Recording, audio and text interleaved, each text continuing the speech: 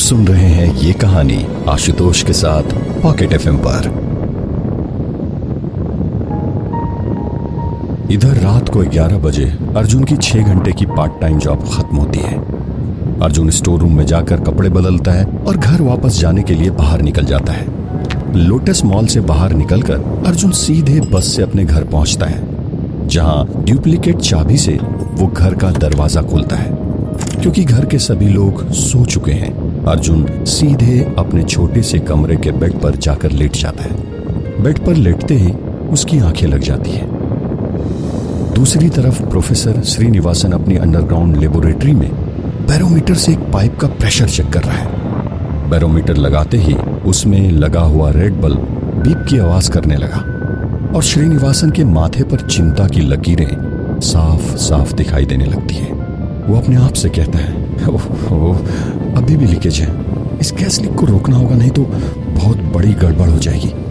Professor पास ही रखा हुआ एक चमकीला सूट पहन लेता है और एक लैडर के सहारे सामने की दीवार के ऊपरी कोने तक पहुंचता है, जहां से एक पाइप लेबोरेटरी से बाहर की तरफ जा रहा है। प्रोफेसर दीवार में बने एक छोटे से गोल ढक्कन को हटाता है।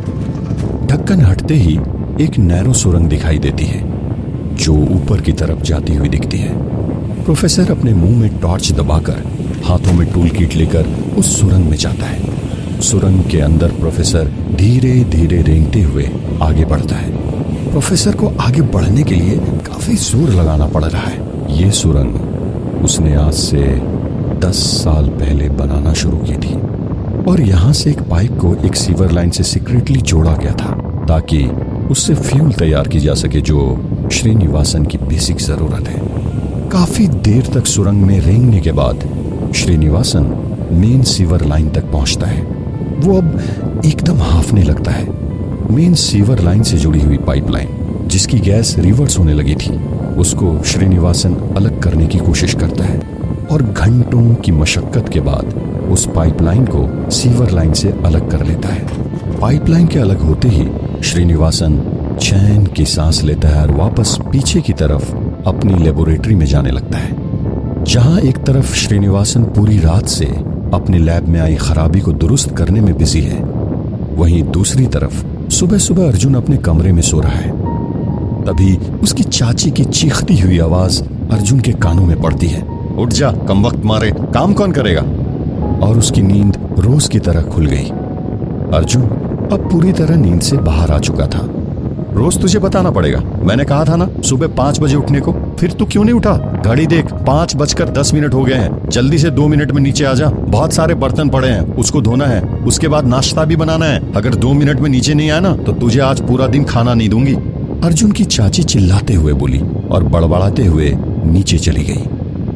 अर्जुन एक अनाथ लड़का है जो अपने चाचा चाची के साथ बचपन से रह रहा है। जहां चाचा उसे बहुत प्यार करते हैं, वही चाची उसे फूटे मुंह पसंद नहीं करती।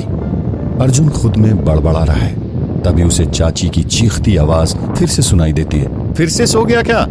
अर्जुन बोलता है, आया चाची जी, अपना बेड ठीक कर रहा था। वो बोलकर उठने को हुआ तो उसका सर दीवार से टकरा गया। वो भूल गया था कि उसका कमरा बहुत छोटा है। उस कमरे में एक सिंगल पलंग जितना स्पेस है। वो अपना सर मलता हुआ कमरे से बाहर आया तो देखा कि उसके कजिन बिट्टू और पिंकी घोड़े बेचकर सो रहे हैं। अर्जुन धीरे धीरे सीढ़ियों से नीचे उतरकर किचन में जाता है। किचन में ढेर सारे जूठे बर्तनों का अंबार लगा हुआ है। अर्जुन उस ढेर को देख रहा है। सोच क्या रहा है, जल्दी जल्दी बर्तन साफ कर और अभी नाश्ता भी बनाना है। एक बार फिर चाची चिल्लाई। इधर अर्जुन के चाचा बरामदे में कुर्सी पर बैठकर अखबार पढ़ रहे। जब उन्होंने चाची को चिल्लाते देखा तो धीरे से समझाने की कोशिश की। क्यों बेचारे को डांट रही हो, काम कर रहा है ना वो, तुम चुपचाप बैठकर अखबार पढ़ो, तुमसे किसी ने राय मांगी है क्या? चाची ने चाचा को लताड़ते हुए कहा, घर में बैठा मुफ्त की रोटियां तोड़ता है तो इसे थोड़ा काम तो करना ही पड़ेगा ना। और सुन, जब तेरा बर्तन धोना हो जाए तो जल्दी से नाश्ता तैयार कर ले। याद रखना, कल की तरह ना जले, नहीं तो सारा जला तुझे खिलाऊंगी। चाची ने रूखेपन से अर्जुन को डांटा। जी चाची जी, गलती नहीं होगी, वो धीमे से बोला। थोड़ी देर बाद खाना बनकर तैयार है। चाची अपने दोनों बच्चों को खाना परोस रही। बेटा एक और ले, पिंकी तू भी ले दो पराठे, भरपेट खाना, एक भी छूटना नहीं चाहिए, चाची बिट्टू और पिंकी से कहती है। नहीं मम्मी, मुझे और नहीं खाया जाएगा, बहुत हो गया, मेरा पेट भर गया है, पिंकी ने अपना फूला पेट दिखाते हुए कहा। चुपचाप से खा, कोई बहाना नहीं चलेगा, मोहल्ले वाले शिकायत करते हैं कि तुम लोग दुबले हो गए हो, चाची बोलती है। मम्मी मुझे 2 रोटी और दो, मैं खाऊंगा, पीछे से बिट्टू ने आवाज दी। चाचा जी देखते हैं कि अर्जुन अभी भी किचन में काम कर रहा है और कहते हैं, कोई उससे भी पूछ लो, उसे भी कॉलेज जाना है। हाँ हाँ खा लेगा, मैंने कौन सा रोका है, चाची चाचा को जवाब देती है।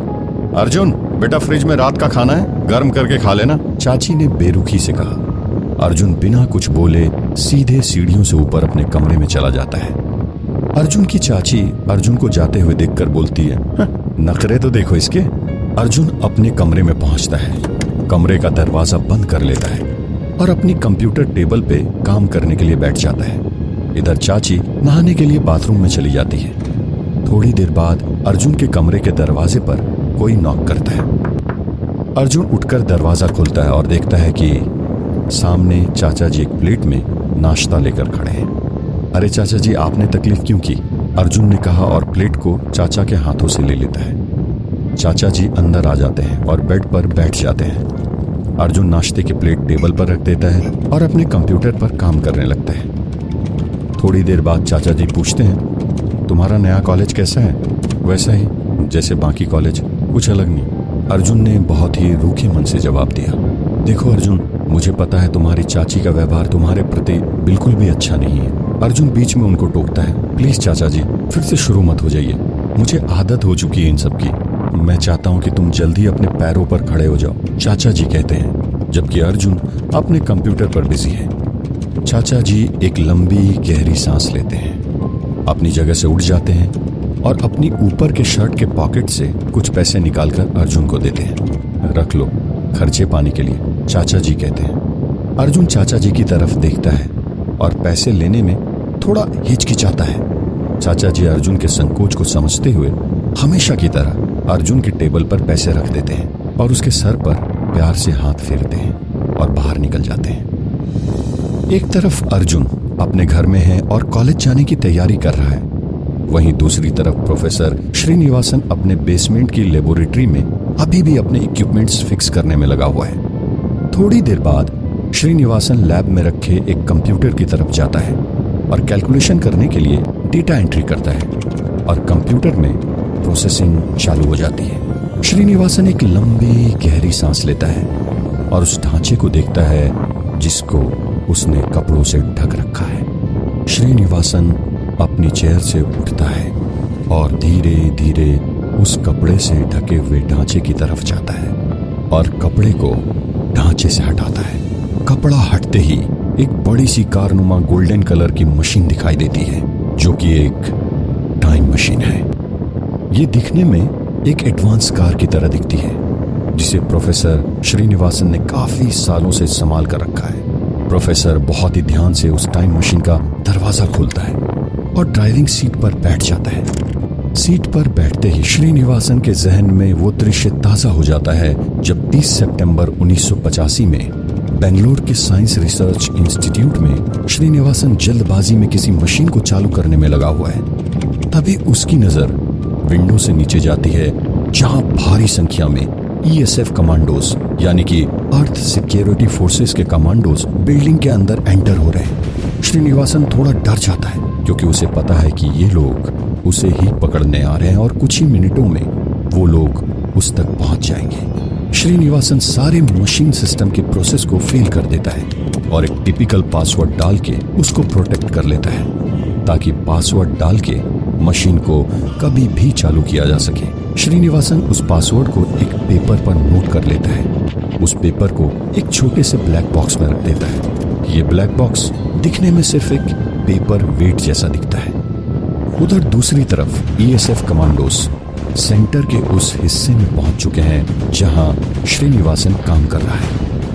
हर तरफ के एंट्री और एग्जिट पॉइंट्स को ब्लॉक कर दो ताकि श्रीनिवासन भागने न पाए, कमांडोज की टीम की अगुवाई कर रहे ऑफिसर ने आदेश दिया। सारे कमांडोज लंबे एरिया में फैले टॉप फ्लोर की हाई सिक्योरिटी जोन को चारों तरफ से घेर लेते हैं और अपने चीफ के आदेश का इंतजार करते हैं। चीफ का सिग्नल मिलते ही कुछ ही सेकंड में कमांडोज दरवाजे पर फायरिंग करते हुए अंदर दाखिल हो जाते हैं।